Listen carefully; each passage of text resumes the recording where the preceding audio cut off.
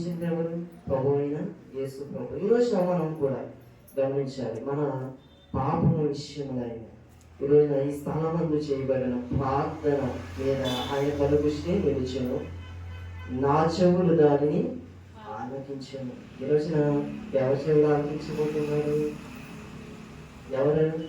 ప్రభువు ఆలకించబోతూ ఉన్నారు మనం చేసే ప్రార్థన అంట. ఈరోజు చాలా మంది ప్రార్థన చేస్తూ ఉన్నారు, దాని ప్రార్థనకు ప్రతిఫలం రావడం లేదా? చాలా మంది కుటుంబాలుగా ప్రార్థన చేస్తూ ఉన్నారు, కానీ మీ చెడుతనము, మీ పాపము దేవునికి అడ్డుగోడగా ఉందేమో ఒకసారి పరీక్షించుకోండి. ఈరోజు మీ ప్రార్థన వినపడతలేదేమో.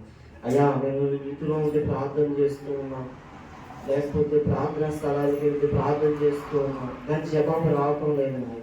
ఈరోజున దేవుని కనుదృష్టి ఎవరి మీద ఉందని తెలుసా? ప్రార్థన చేస్తున్న వ్యక్తులు. ఈరోజున చాలా మంది జీవితాల్లో ప్రార్థన ఉంది, కానీ దేవుని కనుదృష్టి లేదు.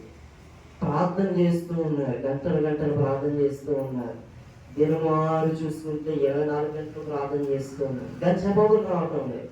చాలా మంది చూడండి, మనస్ఫూర్తిగా చాలా మంది హృదయపూర్వకంగా వారు దేవుని ఆరాధించే 10 నిమిషాలైనప్పటికీ కూడా దేవుడు వారికి ప్రత్యక్షత అవి వారి జీవితంలో మేలు కలుగజేస్తూ ఉన్నారు. ఎందుకు వారి జీవితంలో కార్యం జరుగుతుందో తెలుసా? వారు చెడుతనాన్ని విడిచిపెట్టంట దేవుని వెతకడానికి సిద్ధపడ్డారంట. అందుకే వారి హృదయము దేవునికి ఇష్టమైనదిగా ఉన్నది.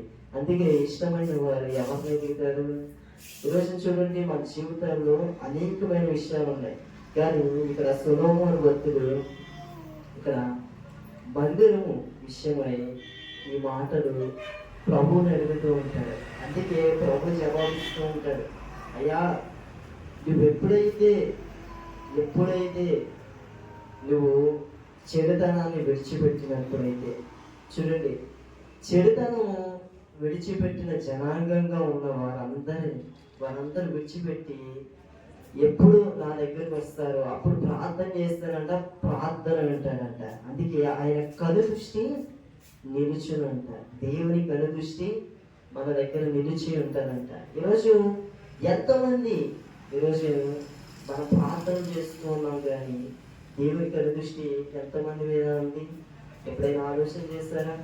ఎప్పుడైనా అయ్యా దేవుని కనుదృష్టి నా మీద ఉంది అని ఎవరు కూడా ఈ రోజున ఎన్నో సంవత్సరాల నుండి విశ్వాసులుగా ఉంటున్నా, ఎన్నో సంవత్సరాల జీవితంలో ఆత్మీయురాలిగా ఉంటున్నావేమో, కానీ దేవుని కనుదృష్టి నీ మీద లేదేమో. అందుకే శోధన, నీ కుటుంబంలో ఉన్న వారి పాపమును విడిచిపెట్టకుండా ఉంటున్నారేమో, దేవుని క్షమాపణ పొందకుండా ఉంటున్నావేమో, దేవుని క్షమించాలని మనసున్నా కానీ దేవునికి వ్యతిరేకంగా నిలబడుతూ ఉన్నావేమో.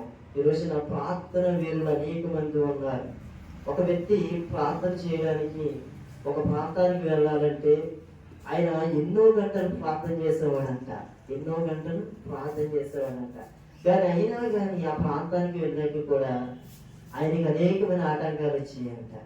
ప్రార్థన చేయకుండా ఆపేయడానికి, ప్రార్థన జరగకుండా ఆపడానికి ప్రయత్నం జరిగాయంట. కానీ అయినా ఆ పోరాటాన్ని జయించేవాడంట.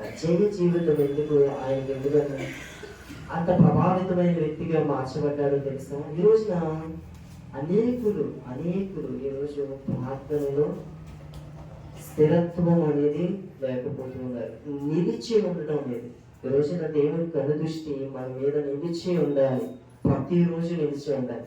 ఈరోజు ఒక రోజు ప్రార్థన చేస్తే ఒక రోజే ఆయన నిలిచి ఉంటాడు. ప్రతిరోజు నువ్వు ఎప్పుడు కూడా ప్రార్థన అనేది ప్రతిరోజు ప్రార్థన చేయాలి. రోజుకు 3 మార్లైనా ప్రార్థన చేసే బిడ్డగా ఉండాలి. అందుకే అప్పుడు కనుదృష్టిని నిలిచి ఉందనుకోండి, నీ కుటుంబము దేవుడు దీవిస్తూ ఉంటాడు, నీ కుటుంబాన్ని ఆశీర్వదించబడుతూ ఉంటాడు. ఎందుకో తెలుసా? ప్రార్థనా పరులు ఇంటిలో శోధనని సహించి విజయ వీరుడుగా ఈరోజు నిలబడి ఉన్నారు. ఈరోజు నాకు సాక్షులుగా మార్చబడ్డారు. ఎందుకో తెలుసా? ప్రార్థన వీరులు మాత్రమే. ఈరోజు ప్రార్థన పరుడుగా నువ్వు ఉంటున్నావు, కానీ ప్రార్థనలో ఉన్న శక్తిని నువ్వు పొందుకోలేకుండా ఈరోజు మన జీవితాలు ఎలా ఉన్నాయి ఒకసారి పరీక్షించుకోండి. ఈరోజు ప్రతి ఒక్కరు కూడా పరిశీలించుకుంటారు.